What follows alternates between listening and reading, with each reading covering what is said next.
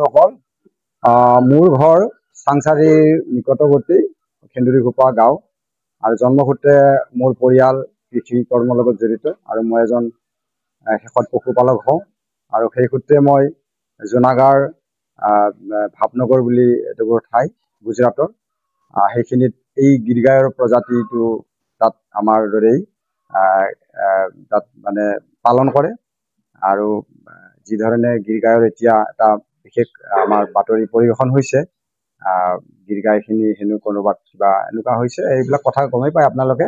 সেই ক্ষেত্ৰত মোৰ গৰুখিনি এই তেনেকুৱা কথাত জড়িত নহয় আৰু সম্পূৰ্ণ মোৰ তথ্যভিত্তিক কাগজ পত্ৰ মোৰ আছে। গতিকে আপোনালোকে যদি চাব খোজে গতিকে মোৰ ইয়াতে গোটেইখিনি কিনা DNA কৰা মেডিকেল এইবিলাক কথা আছে।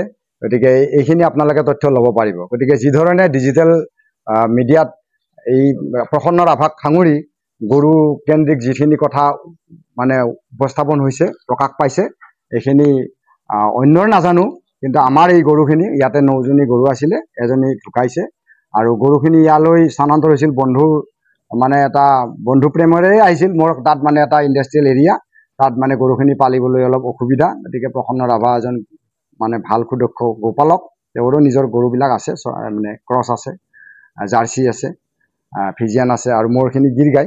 গতিকে তেওঁ সুন্দৰভাৱে গৰুখিনি ৰাখি আছে। গতিকে এই ক্ষেত্ৰত কোনো সন্দেহ নাই, দ্বিধাবোধ নাই আৰু আমি ইয়াত কোনো লুকাচাৰি কৰা নাই। গৰুখিনিৰ যদি তথ্য লাগে মই এইটোৱেই ক'ব বিচাৰিছোঁ, সম্পূৰ্ণ তথ্য ইয়াত আছে। আৰু গৰুখিনি আহিছিলে তাৰ পৰা আমাৰ 2022 চনৰ আপোনাৰ ডিচেম্বৰ মাহত আমাৰ গৃহলৈ আহিছিল আৰু সেইখিনি সম্পূৰ্ণ ক্ৰয় কৰি অনা ৰেকৰ্ড পাতি আছে। আৰু ইমান সহজ নহয় গৰু এজনী তাৰ পৰা আনিম বা অন্য পন্থা ল'ম। সম্পূৰ্ণ DNA অসম চৰকাৰৰ তথ্য পাতি লৈ তাত মানে ছাবমিট কৰিব লাগিব, DNA কৰিব লাগিব, কোনখিনি গৰু যাব, ইয়াত আকৌ চেক কৰিব। গতিকে সাংবাদিক বন্ধু যিয়ে নবজাক, যি ধৰণেই নকওক, তেওঁলোকৰ এনেকুৱা অল্পমতি বুলিয়ে কৈছোঁ, তেওঁলোকৰ তেনেকুৱা কোনো হেৰি নোহোৱাকৈ তেনেকৈ প্ৰচাৰ কৰাটো উচিত নহয়। আৰু প্ৰসন্ন ৰাভাক ভালকৈ জানো, যিগৰাকী সাংবাদিক বন্ধুৱে আজি অপপ্ৰচাৰ কৰিছে, প্ৰসন্ন ৰাভাৰ এই চকীখন পাবলৈ বা প্ৰসন্ন ৰাভাৰ যিখিনি গুণগত দিশ তেওঁ আহৰণ কৰিবলৈ আৰু দুটামান জন্ম লাগিব, মই এইটো কথা কওঁ। আজি এতিয়া আহিব পাৰে, চাব পাৰে তেখেতৰ ঘৰত, তেখেতে কেনেধৰণে মানুহক উদ্বুদ্ধ কৰিছে, নতুন প্ৰজন্মক কেনেধৰণে কৃষিকাৰ্যত উদ্বুদ্ধ কৰিছে, হওক মানে তথ্য হওক, তদন্ত কৰক আৰু প্ৰকাশ কৰক। এইখিনি কথা আমি সংবাদ আপোনালোক এজাহাৰ দাখিল কৰা নাই। আজি আমি তেখেতৰ প্ৰসন্ন ৰাভাৰ লগত সহমৰ্মিতা হৈ আৰু ৰাভা জনগোষ্ঠীৰ লগত বিভিন্নজনৰ লগত লগ লাগিছোঁ। তেখেতসকলেও এটা এই কথাটোত আগবাঢ়িবৰ কাৰণে আগবাঢ়িছে, কেনেকৈ বিষয়টো সমাধান হয়। কাৰণ আপোনালোকে জানেই যে এটা ফিৰিঙতিত খাণ্ডৱ দা হয়, এইকাৰণে পংকজ পাঠকে এটা নিদৰ্শন হৈছে। গতিকে আমি নাভাবোঁ যে তেনেকুৱা এটা পৰিস্থিতি এটা সৃষ্টি হওক। গতিকে সেইটো কথা আমি সকলোকে আহ্বান জনাইছোঁ যাতে এইখিনিতে আমাৰ এইটো শেষ হওক, এইটো মই অনুৰোধ জনাইছোঁ। বন্ধুসকল, আমি পোনপ্ৰথমে আপোনালোকক ধন্যবাদ জ্ঞাপন কৰিছোঁ। আজি আমি নিউজত পাইছোঁ, আমাৰ ওচৰৰে এটা নিউজ চেনেলত আমাৰ প্ৰসন্ন ৰাভাদেৱৰ বিশেষভাৱে কথা প্ৰকাশ পাইছে। প্ৰসন্ন ৰাভাদেৱে গিৰগাই কেইজনীমান পালন কৰিছিলে। এই গিৰগাই কেইজনীক চুৰি কৰি অনা বুলি আৰু তথ্য পাতি নোহোৱাকৈ এই গাইকেইজনী কেনেকৈ লৈ আহিলে, এই সম্পৰ্কত আমাৰ সাংবাদিক বন্ধুসকলে গম পাইছিলে। আহি তেওঁলোকে দেখিলে, চালে আৰু যি সময়ত নেকি প্ৰসন্ন ৰাভাদেৱে ঘৰত নাছিল সেই সময়ত তেওঁলোকে আহি পালে। গতিকে সম্পূৰ্ণভাৱে তেওঁলোকে কথাখিনি জানিব নোৱাৰিলে।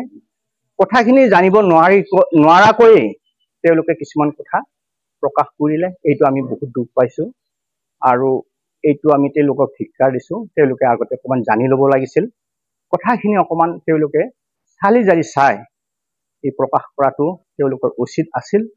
গতিকে আজি অসমত এই গিৰগাই সম্পৰ্কত বাতাবৰণ চলি আছে। গতিকে এই বাতাবৰণৰ লগত আমাৰ প্ৰসন্ন ৰাভাই যদি সাঙুৰ খাই যায় তেতিয়াহ'লে আমি দুখ পাম। গতিকে আমি ৰাইজে এই সম্পৰ্কতে তেওঁৰ ঘৰত আজি আমি আহি উপস্থিত হৈছোহি আৰু লগতে আমি সাংবাদিক বন্ধু আপোনালোকক পাই বহুত সুখী হৈছোঁ। আপোনালোকৰ জৰিয়তেই যেন এই কথাখিনি অসমৰ ৰাইজে জানিবলৈ পায়, সেইবাবে আপোনালোকক অনুৰোধ কৰিলোঁ।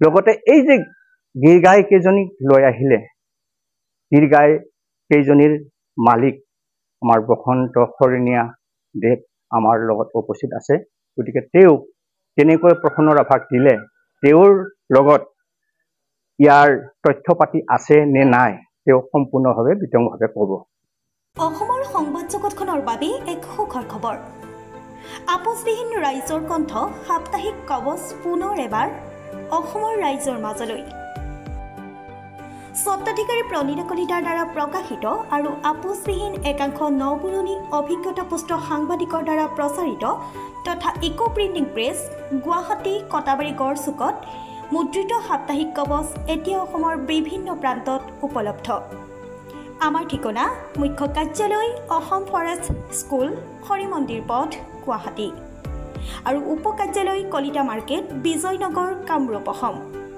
মোবাইল নম্বৰ হৈছে 9435114666 70024728813 আমাৰ ইমেইল আইডি হৈছে kobos2025@gmail.com